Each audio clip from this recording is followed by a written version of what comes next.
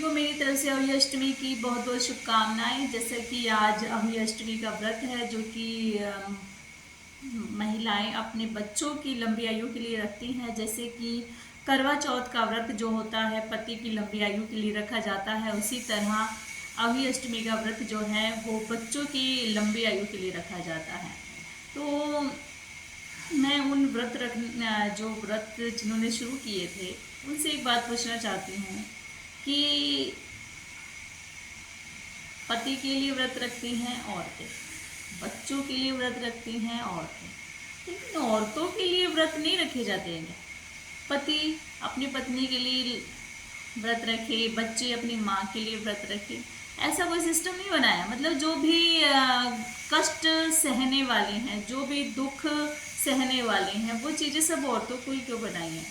मतलब मोस्टली घर का काम काज भी हम करते हैं, बच्चों को भी हम संभालते हैं, बाहर का काम काज भी हम करते हैं, है ना। और फिर उनकी खाना भी हम बच्चों को बना के देते हैं, पति को बना के देते हैं। फिर उन खाने को पचाने के लिए हम पति के लिए व्रत रखते हैं, बच्चों के लिए व्रत रखते हैं।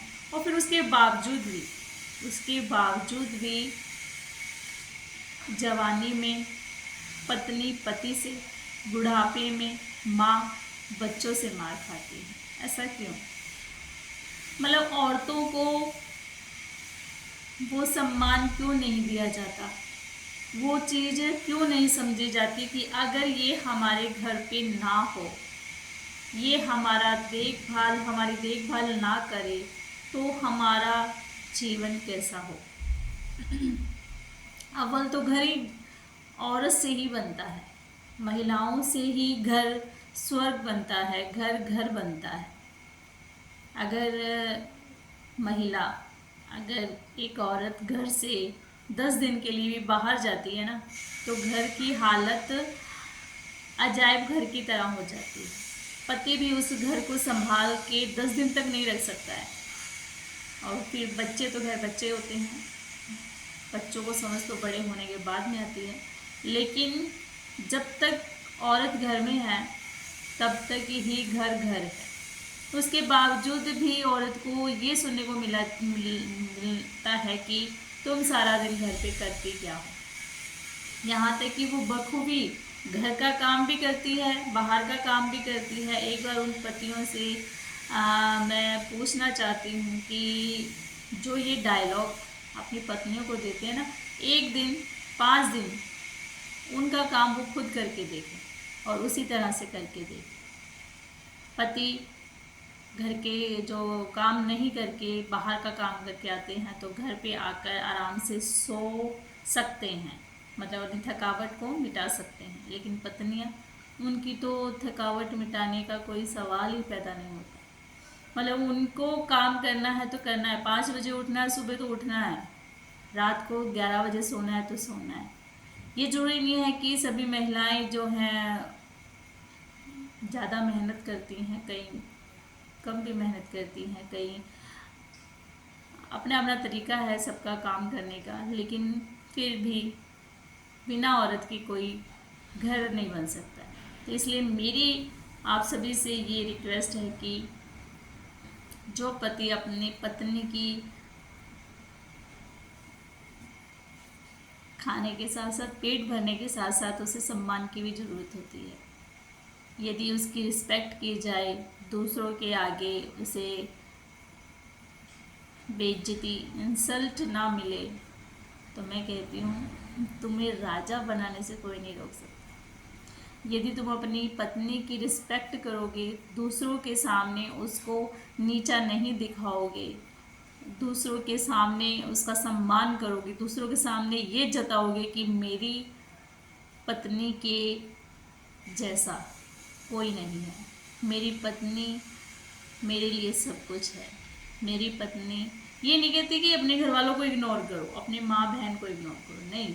हाँ, लेकिन ये है कि सम्मान उसको भी, हर किसी का एक अलग अलग मतलब दायरा होता है, हर किसी का एक अलग अलग माँ की जगह, बहनों का बहन की जगह, लेकिन पत्नी को भी पत्नी की जगह पर उसका पूरा हक, उसका पूरा सम्मान मिलना चाहिए।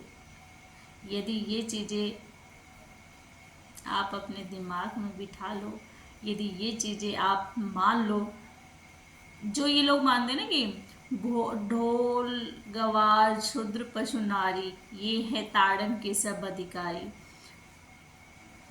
विष्णु जी, लक्ष्मी जी, राम सीता, शिव पार्वती, ये दोनों मिलते हैं ना तभी पूरे होते हैं। शिव शक्ति के बिना कुछ नहीं है। तो उन्होंने भी नारी का सम्मान किया है, इसलिए तुम भी नारी का सम्मान करो। नारी के बिना कुछ नहीं है। ये सब बातें मैं इसलिए बता रही हूँ कि मुझे लग रहा है कि मुझे बतानी चाहिए। अगर कोई इस बात को, कोई भी मेरी इस बात को समझ के उसको समझे, उसको माने ना, मान भी लेगा ना, समझ भी लेगा ना, सुन भी लेगा ना, थोड़ा बहुत अपनी पत्नी को जो क्या कहते हैं बात बात पर चिल्लाते हैं, बात बात पर उसको मारते हैं, बात बात पर उसको ताना देते हैं, मतलब सब कुछ करने के बावजूद पत्नी सब कुछ करती है, घर का बाहर का मतलब देखभाल सब कुछ करती है अच्छे से, मतलब वो ये चाहती है कि मेरे बच्चे जो हैं अच्छे से पढ़े, अच्छे से लिखे, मेरे जो पति है वो एक राजा की तरह, एक मतलब रेपुटेटेड पर्सन की तरह जो है जीवन यापन करे। तो उसके बावजूद भी तुम अपनी पत्नी को उसे कोई मौका ही नहीं छोड़ते तोड़ने का।